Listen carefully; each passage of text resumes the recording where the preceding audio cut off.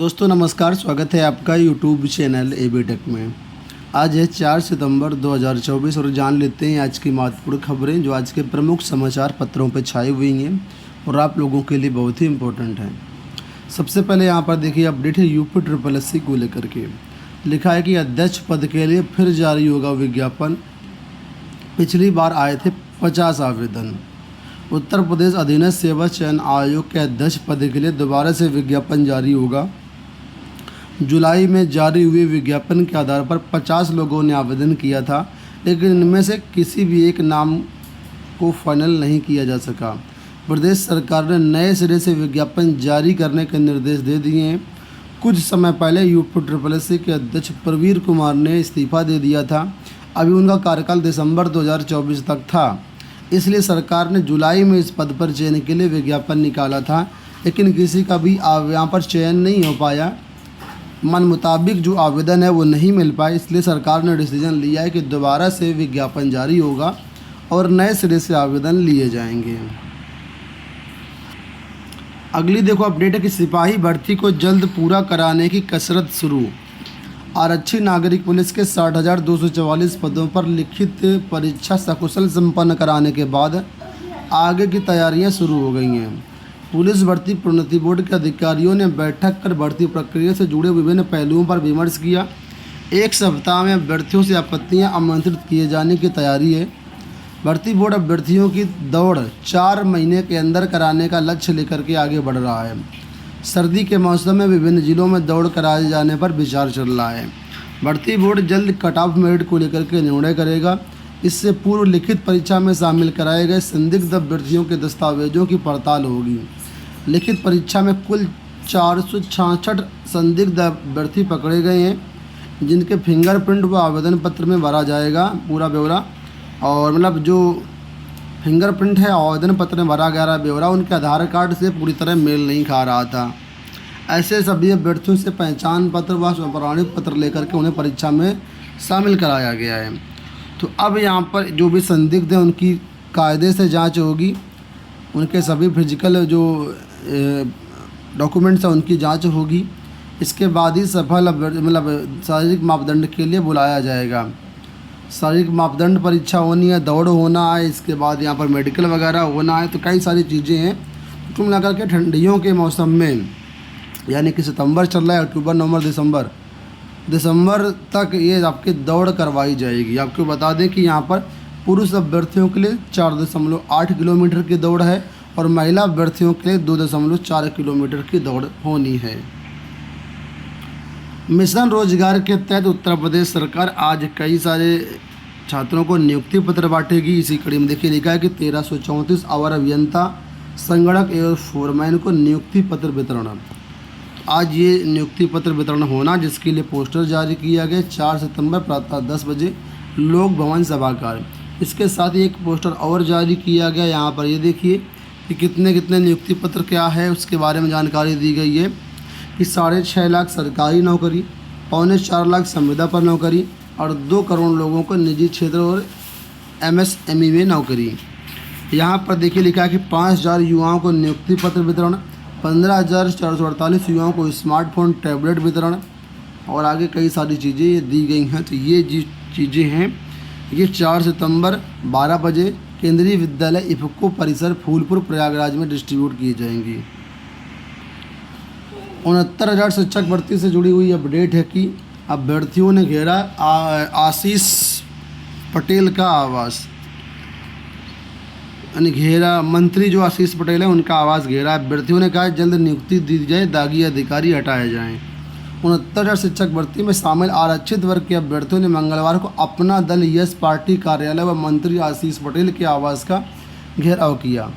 अभ्यर्थी high court Lucknow double bench के फैसले का पालन किए जाने के लिए मंत्री के घर के सामने धरने पर बैठे। कड़ी धूप होने से कुछ अभ्यर्थियों की तबीयत भी खराब हुई, उन्हें अस्पताल भेजा गया। अभ्यर्थियों का कहना है कि जो हाईकोर्ट का निर्णय आया सरकार उसे जल्द लागू करे और न्याय देते हुए नियुक्ति का रास्ता साफ करे। अभ्यर्थियों ने यह भी कहा कि दागी अधिकारियों को तत्काल हटा करके नए अधिकारियों की नियुक्ति दी जाए। मंत्री आशीष पटेल बोले हैं कि जल्द आपको न्याय मिलेगा। अब आश्वासन तो सभी दे देते हैं, वास्तव में काम कब होगा वो बड़ा इम्पोर्टेंट है। पुलिस भर्ती से देखिए जुड़ी हुई अपडेट है कि खूब फर्जीवाड़ा किया, अब जाना पड़ रहा जेल। यूपी पुलिस में सिपाही बनने के लिए लखनऊ से बिहार, राजस्थान के अभ्यर्थियों ने खूब फर्जीवाड़ा किया। कुछ अभ्यर्थियों ने हाई स्कूल व इंटरमीडिएट के फर्जी दस्तावेज तैयार करवाए, तो कुछ ने हाई स्कूल व इंटरमीडिएट की परीक्षा ही दोबारा दे डाली। इतना ही नहीं, दोबारा हाई स्कूल व इंटरमीडिएट की परीक्षा देने के दौरान कई अभ्यर्थियों ने अपने नाम पते तक फर्जी डलवा दिए। जन्म तिथि 5 से 6 साल तक घटा करके लिखवाई। नाम बदल करके हाई स्कूल व इंटर की परीक्षा 2 बार देने वाले अभ्यर्थियों ने सिपाही भर्ती परीक्षा में भी दो दिन दी। इसमें कई अभ्यर्थी पुलिस भर्ती बोर्ड और यूपी पुलिस की सख्त निगरानी में फंस गए। इनको जेल भेजने की तैयारी शुरू हो गई है। तो हाई स्कूल इंटर की दोबारा परीक्षा देने में पकड़े गए कितने अभ्यर्थी देखिए लिखा है। 25 अगस्त को 3 अभ्यर्थी, 30 अगस्त को 8 अभ्यर्थी, 24 अगस्त को 2 अभ्यर्थी, 26 अगस्त को 2 अभ्यर्थी और 31 अगस्त को 7 अभ्यर्थी ये पकड़े गए हैं। यहाँ देखिए अपडेट कि 4000 स्कूलों में कंप्यूटर हैं लेकिन शिक्षक नहीं हैं। यूपी के 4000 माध्यमिक स्कूलों में कंप्यूटर है, लैब है, फर्नीचर है और बाकी ज़रूरी संसाधन भी हैं, लेकिन पढ़ाने के लिए शिक्षक ही नहीं हैं।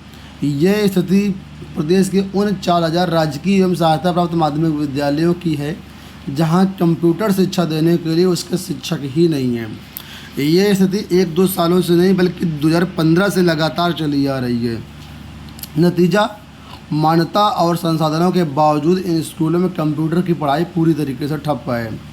सूचना प्रौद्योगिकी के इस आधुनिक युग में 10 वर्षों से लगातार कंप्यूटर शिक्षा से वंचित स्कूली बच्चों का भविष्य अधर में है।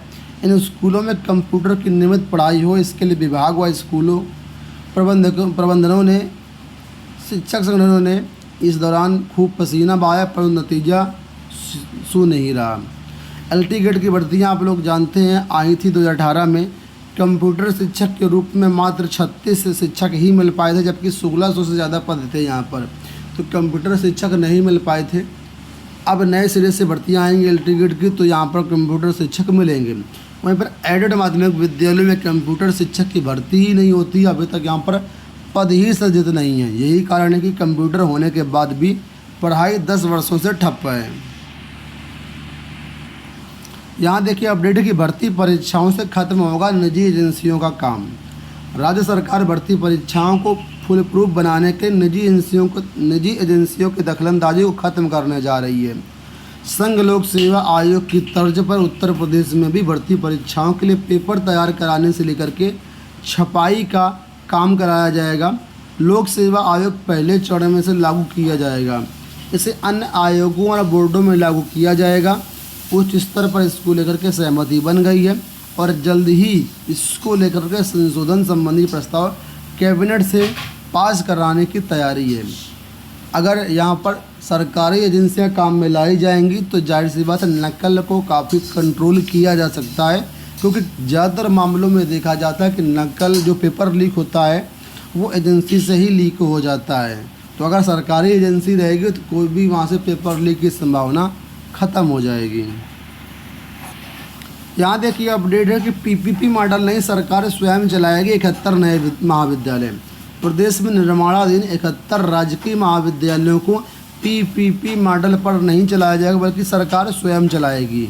मुख्यमंत्री घोषणा के तहत बन रहे इन महाविद्यालयों को पहले PPP मॉडल पर संचालित करने का निर्णय हुआ था, लेकिन अब इनको जो है सरकार खुद चलाने का विचार कर रही है। आपको बता दें 71 नए राजकीय महाविद्यालयों के बनने से असिस्टेंट प्रोफेसर के 1062 पद नए जो है बढ़ जाएंगे और आने समय में इनमें जो भर्तियां भी आपको देखने को मिलेंगी। अंत में ये खबर है LT गेट शिक्षिकाओं के प्रमोशन के बारे में। लिखा है कि 1645 शिक्षिकाओं को जल्द मिलेगी पदोन्नति। तो LT गेट में 1645 महिला शिक्षिकाओं को जल्द ही प्रमोशन देने की तैयारी है। इसके लिए जो है आख्या वगैरह मांगी जा रही है और जो भी प्रोसेस है वो किया जा रहा है। दोस्तों ये हुई आज की सारी सूचनाएं। फिलहाल इस वीडियो में इतना ही। धन्यवाद।